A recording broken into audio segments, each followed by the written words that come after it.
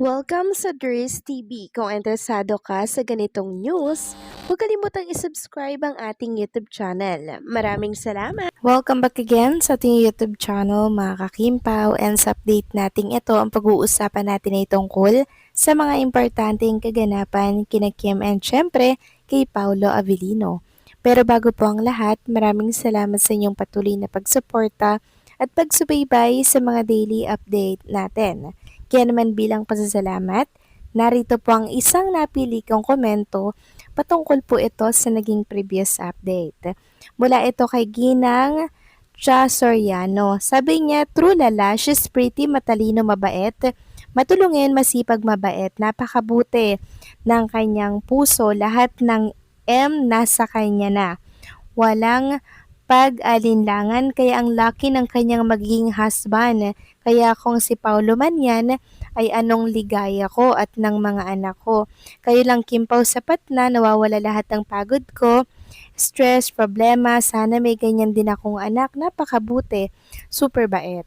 Tama po kayo dyan, Ginang Cha Soriano, napaka-swerte ng lalaking mapapangasawa po nitong si Chinita Princess. At kung si Paolo Avellino na yun mga kakimpaw, napakaswerte po ni Paolo.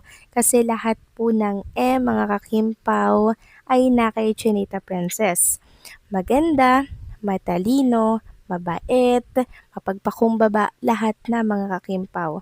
Wala nang hahanapin pa si Paolo Avellino. Kaya marahil nagsusumikap ng husto si Paolo Avellino ay para marahil maganda ang maibigay niyang future kay Chinita Princess. Kasi iba pa rin po talaga mga kakimpaw pag lalaki po talaga yung nagpupursige. Di po ba? Si Chinita Princess po kasi alam naman natin na kayang-kaya niya pong mabuhay kahit na alam niyo yon hindi po siya umaasa sa kanyang asawa. Meron po kasi siyang sariling pera, sariling business na pwede niya pong mapagkunan ng income. 'Di ba? At mas maganda mga kakimpaw kung magtutulungan sila ni Paolo Avellino in the near future. So maraming salamat po sa komento, Cha Soriano. God bless po sa inyo at mabuhay kayo. So eto na nga, pag-usapan na natin ang mga balita po na nakalap natin sa hapong ito or sa gabing ito at tunahin na nga nating pag-usapan. Ito po naging statement ni Kim Chu mga kakimpaw during event po ng Prime Video para yan sa kanilang project upcoming Kopino sa Prime. Sabi niya, this one Kopino, it's Korean and Filipino. So, syempre, may Korea Magic. We will go to Korea to shoot some of the scene with Korean actors. So, this is something very new and very exciting. I'm also very proud to work with Prime kasi this is not only shown locally, this reaches the global audience then. Kaya nakaka-proud din that your work is being watched by other countries.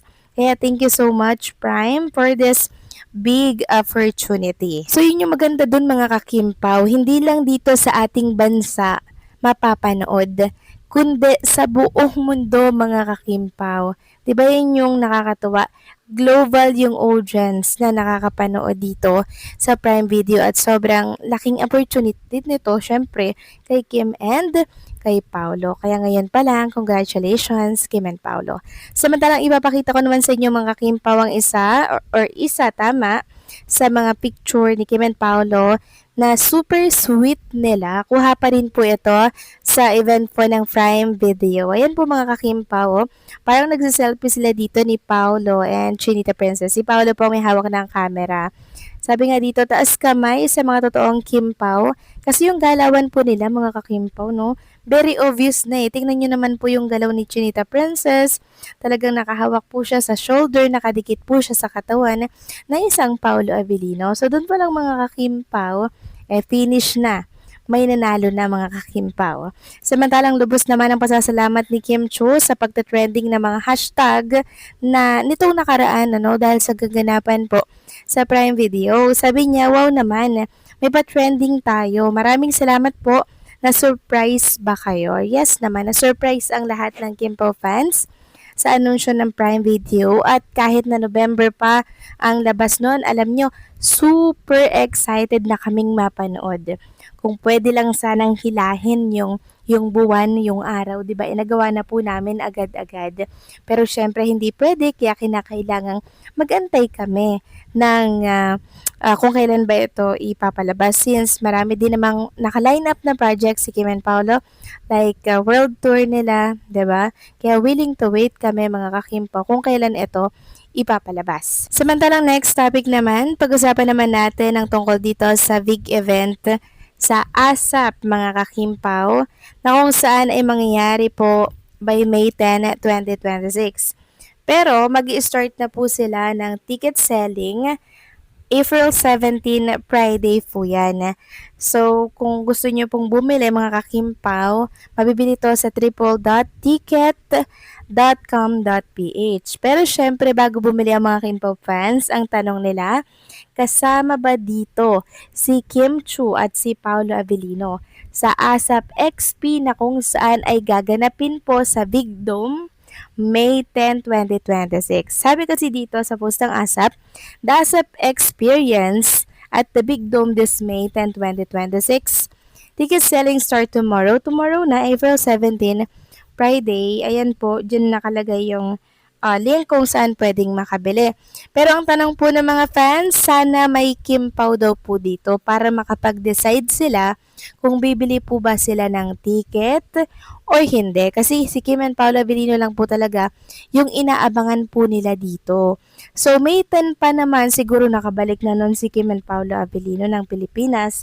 Kasi May first week may show pa po sila, hindi ba? Tapos syempre after po ng Kimpaw World Tour nila mga kakimpaw sa ibang bansa, kailangan po nilang magpahinga, 'di ba, bago umuwi. Pero I'm sure abot na abot yung May 10. Pero ang tanong lang ay makakapag-rehearsal ba si Kim and si Paolo Avellino kung sakali man po nakasali nga sila dito sa ASAP XP na gaganapin by May 10. Kasi medyo jet lag pa si Kim and Paolo, medyo pagod pa yon sa biyahe at hindi natin sure pa kung kailan ba babalik si Kim and Paolo sa Pilipinas after po ng world tour nila sa first week po ng May. Kasi syempre, kilala naman na natin si Kim and Paolo Avellino, hindi po ba? Si Kim and Paolo, yung taong ine-enjoy yung mga lugar na napupuntahan po nila, di ba? Kaya hindi naman ura-urada yan na babalik at magkukumahog, magmamadali para po sa event ng ASAP. Pero kung present sila dito, di thank you mga kakimpaw. Kung hindi naman present, okay lang din. Kasi naiintindihan naman natin na pagod si Kim at kailangan pong mag-rest pakatapos po ng kanilang world tour sa ibang bansa. 'Di ba? Thank you dahil bonus na lang kung sila po ay nandito. Pero sana maunawaan natin kung wala man sila dito. Pero huwag kayong mag-alala mga kakimpaw dahil malalaman naman natin kung sino ba yung mga artista na present sa ASAP XP by May 10. Okay? So, paano mga kakimpaw? Hanggang dito na lamang pong update natin. Maraming salamat sa patuloy po na pagsuporta.